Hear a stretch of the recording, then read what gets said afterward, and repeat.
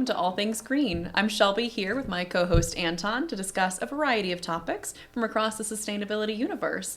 Anton, how are you today? I'm doing wonderfully. I'm glad to hear that. I do think that you've dried off a little. When you got here today, you were a little damp. Yes, I biked in the rain. Biking never stops, I guess. Yeah, tell me more about that. Have you been a bike commuter for a while? Yeah, I have been. Ever since I moved to the city of Cleveland, things have just been closer, and I've been just trying to drive less.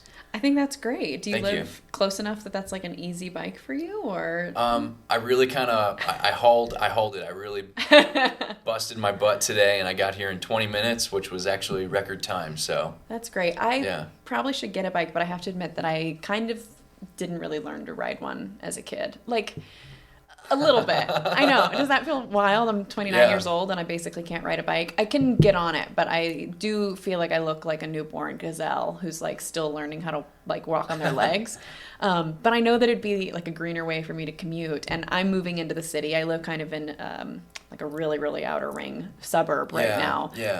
But maybe that's something you can teach me along the way. 100%. How to be a competent bike commuter. Birds and biking, it's the best thing. You just go down that towpath, the metro parks. It's just a lot of fun, you know? Well, I've been doing a lot of walking on the towpath, and maybe there's a way that I can be just a on-foot commuter. But when it rains, it also makes me think about a segment that we did a while ago about your garden and your rain barrels. So I just wanted to check in on how they're doing and how your native plants are doing. Yeah, they're all good. We have the rain barrels that are kind of filling up a little bit. If people know from last episodes, I have rain barrels that my downspouts flow into.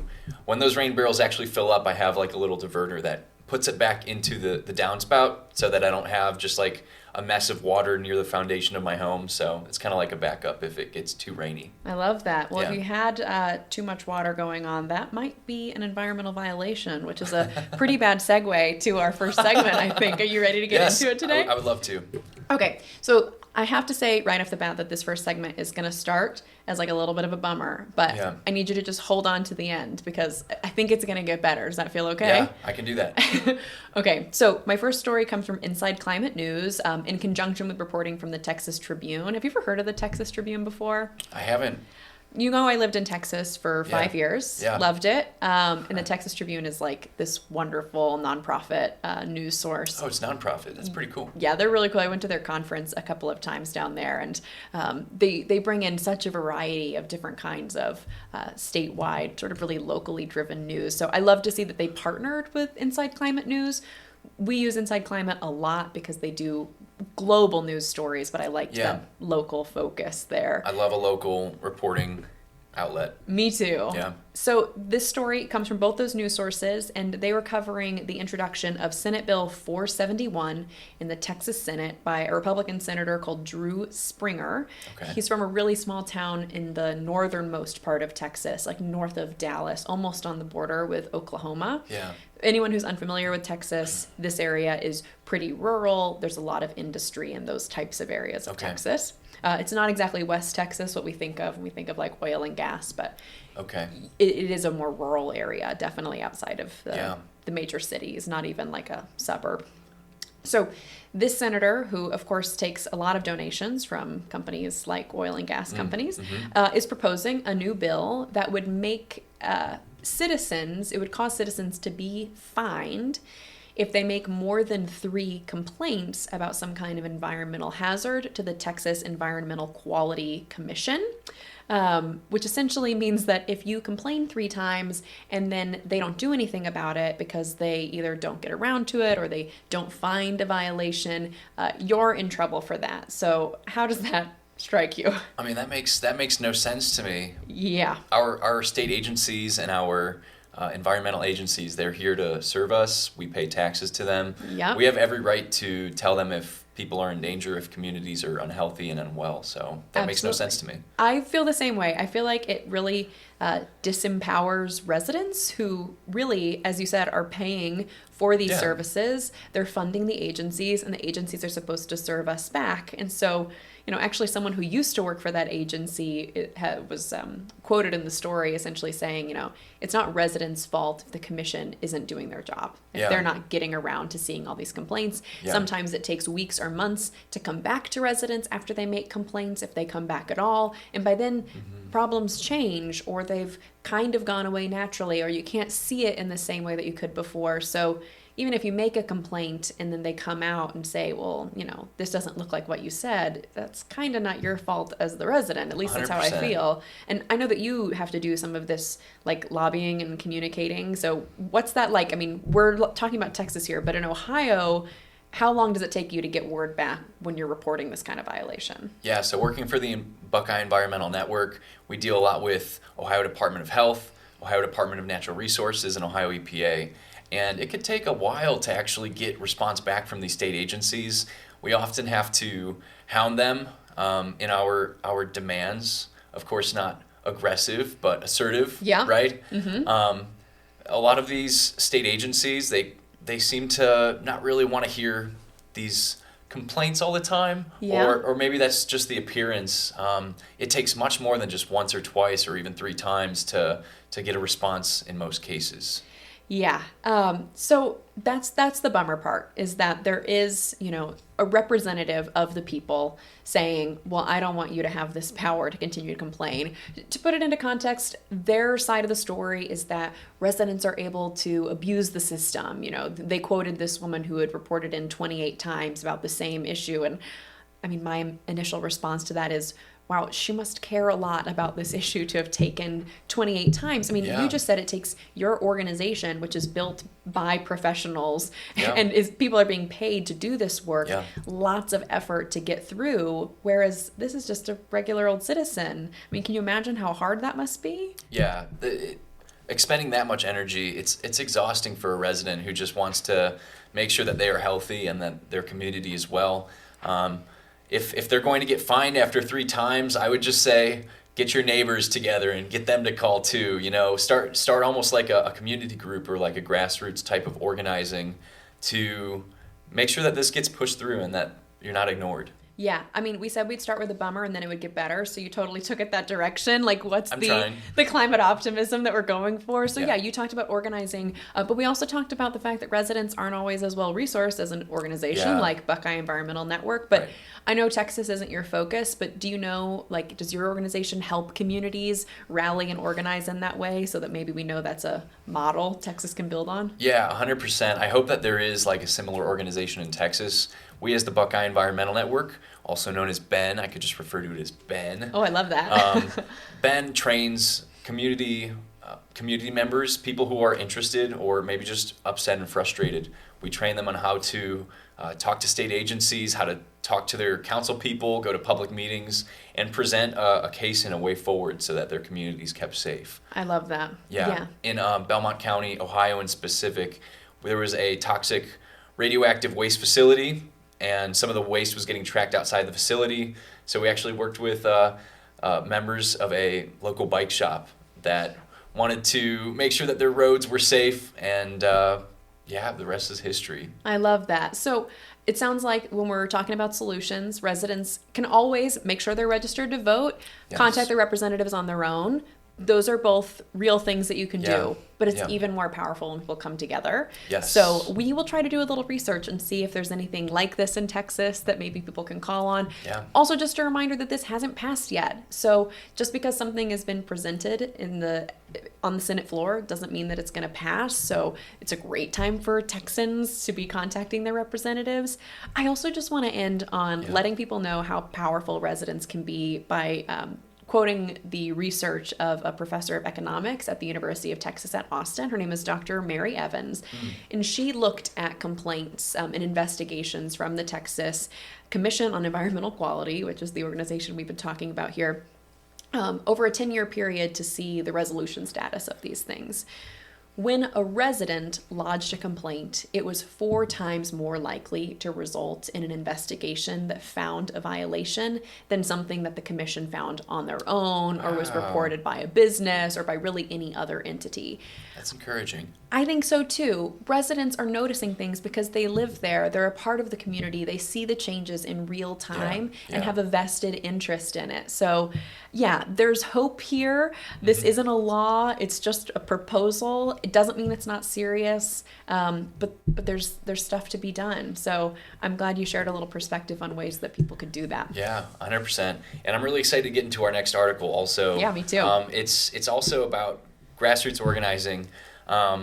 But let me give you some context first. Inside Climate News wrote an article about advanced recycling. And I want to make sure that I put it in air quotes, even for those people who are just listening and not watching. Advanced recycling, where we basically burn plastic and we use fuel to burn plastic, to turn it into oil, to use oil to ship it down to Texas to be sold as oil.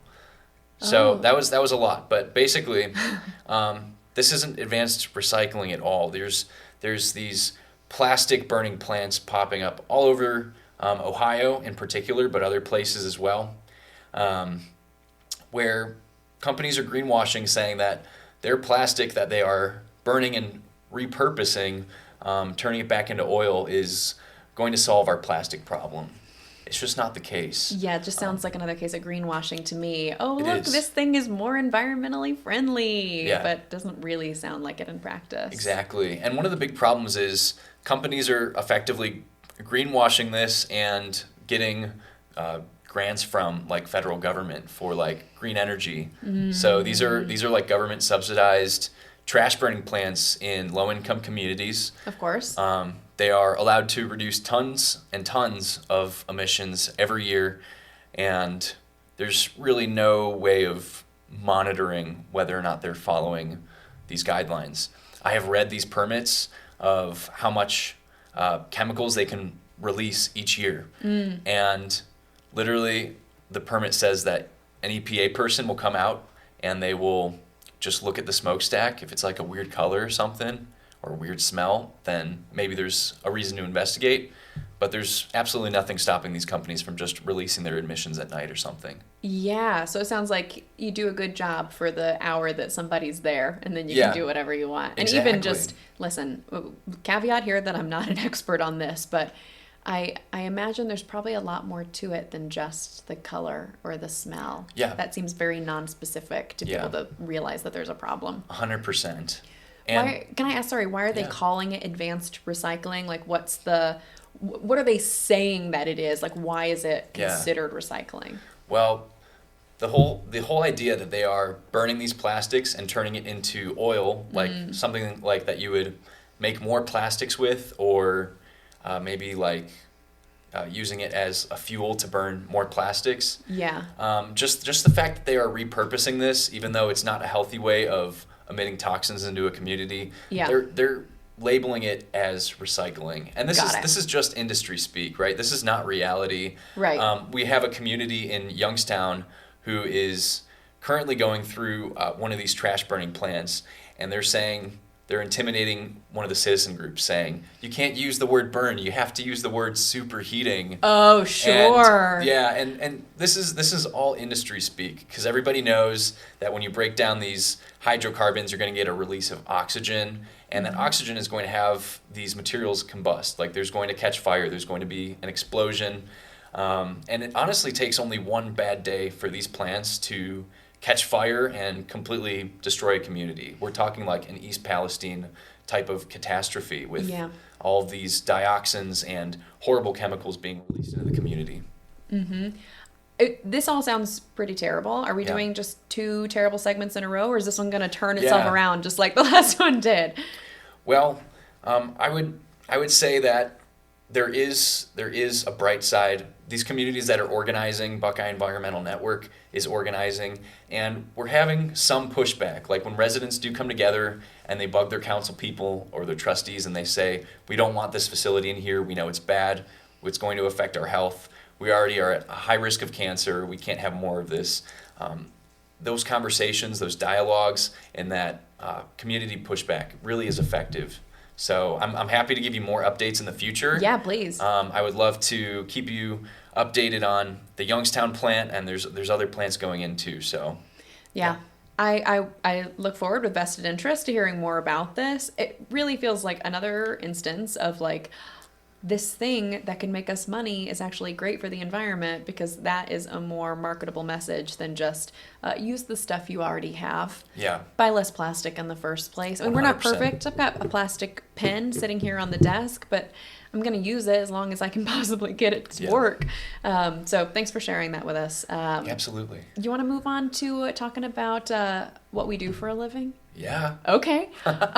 So here for our last segment, I want to talk about green careers. So I have to ask, like, what do you think of when I say, oh, you're working in a green career? Like, what's that career look like? Yeah, I mean, for me, it's really, it comes down to the advocacy and the community organizing. Mm-hmm. I don't have a degree in environmental science or biology even, or chemistry. Mm-hmm. So I use the skills that I have done to still further the environmental causes.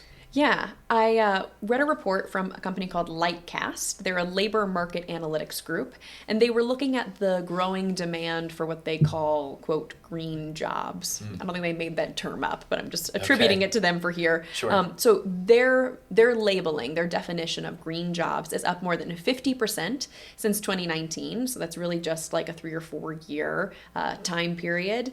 And there are a couple of different ways that they break down green jobs that I thought was really interesting. I also think your response is interesting, and that's probably because you work in this field, that you think of a green job as like your job doing advocacy, doing community organizing. Whereas for me, like, the first thought that comes to my head is like, I'm an environmental scientist, or like, I'm an environmental engineer. Yeah. That's what I think of, like someone who has to have like crazy credentials. And I'm so glad those people exist, but not everybody's going to find themselves at home, 100%. In a hardcore science career or technology career. Those kinds of jobs that come to mind for me are what this organization is going to call core green jobs. They're involved in the direct conservation work, forestry, doing environmental protection, like someone whose job is 100% about directly impacting conservation. Yeah. But it sounds like that's not your job with Ben, right? No, it's not. And actually, I would like to speak to maybe. Yeah.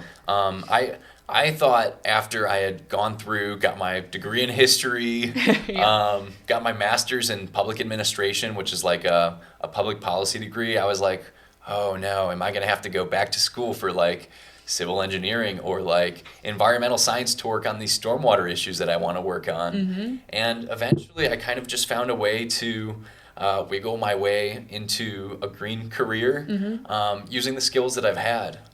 Advocacy, talking to state agencies and working with communities to further progress on the environmental side, whether it's getting rid of like bad facilities like these trash burning plants that we talked about, or protecting communities from fracking waste. Like, these are all things that you can do without an environmental science degree. Yeah, and from conversations we've had before, correct me if I'm wrong, you didn't even start in that because you were like gung-ho on doing environmental work. From what you told me, were interested in like politics. Yeah. And then you found out that wastewater was a huge deal in your community where you were growing up, and that became like a mechanism that built this environmental interest. So the skills you built weren't what I think of as green skills. Is that right? Yeah, 100%. And honestly, it took me from being a electoral politics organizer, kind of like somebody who works on campaigns, works with volunteers. That experience was very valuable. Not every organization maybe values the political organizers, but Buckeye Environmental Network certainly did. They valued me working with volunteers, being able to mobilize people, get them to, make the phone calls, go to the protests. So, yeah. I think that would put you in a category that Lightcast calls green enabling jobs. So these are essentially administrative jobs that support companies or support the green economy. You're essentially supporting that core job, the person who's producing it. Yeah. But you can't do that without people who know how to work with volunteers, do a budget, talk to your representatives. Yeah. So that is a totally valid green career. And then they also, Lightcast also talks about green enabled jobs. So essentially jobs that already existed, but they're adapting to the demand for green sort of angle. So that could be anyone from like a car manufacturer who's learning how to make their cars run cleaner or make an electric vehicle, or it could be someone who's already doing like a laundromat that's starting to use eco-friendly soaps and detergents instead of whatever they might be used to using. Those could be green enabled jobs that are able to adapt to that kind of green technology and a demand for that. And then finally, they talk about what they call potential green jobs. I love this one. Essentially, they just said, like, it's nothing but possibilities. They're talking about someone who is, like, going to do something we haven't even heard of. Or, you know, we talked about, like, that video game that we both played that was based around environmentalism. You know, I don't know that any of the people who made that video game. The possibilities are endless. Yeah. You know, I don't know that anyone who made that video game was like, oh, I have a green job. But yeah, maybe they have a potential green job. Real quick, I mean, we both are doing this show. Yeah. And I feel like that's also like a green enabling job. We're bringing issues to light. So I like to think so. You've got 2 green enabling jobs. Well, yeah. I'm very happy to make the career change. I would just say for anybody looking for a green career, don't get discouraged. Honestly, do join like a community board, like a watershed group or something. Get involved. Start learning the lingo, and as you go into these job interviews and make these connections, I think that you're going to end up in a job that you really like. That's my experience. I hope that's other people's experience as well. I hope so too. I mean, in case I've never said this on air before, I ended up here basically because I went to an environmental meetup group where I didn't know anybody, and then walked up to 2 people who seemed nice, and then said, "Can I kill some time talking to you guys?" And then they said, "We run a media company," and so that's how I got my first green enabling job. I'd like to think that doing public health, there are ways that I could approach doing a green career there, and I've been really pushing my organization to think about environmental health disparities, but I'm so excited to get to do this kind of work. If you've got a passion for the environment, or even just like the earth around you in your local community, there are a million ways that you can adapt the job you have, or go find a job within your skill set and serve that. Yeah. I love that. Yeah, me too. Okay, well, Anton, thanks so much for discussing all things green with me today. How about you let our viewers know where they can keep up to date with us? Yeah, absolutely. If you'd like to stay connected to us, be sure to follow us on Instagram and TikTok at One Planet Media. That's ONE1. And if you'd like to rewatch full episodes, check out our YouTube channel, The All Things Green Show. You can find links to all of our sources from today's episode in our show notes. We'll be back at the same time this Thursday to bring you more news. Thank you for being a part of the global sustainability movement. All right, now we're